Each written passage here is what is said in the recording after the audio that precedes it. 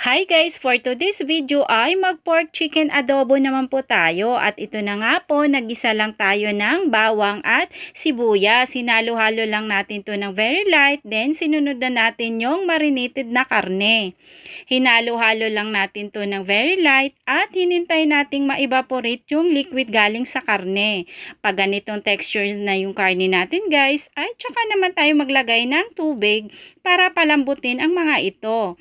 Then, tsaka tayo mag-season ng paminta powder, konting sugar para pambalance ng lasa. Then, magdagdag tayo ng konting toyo at hintayin natin guys na magmantika ang adobo natin. Then, mag-garnish tayo ng egg.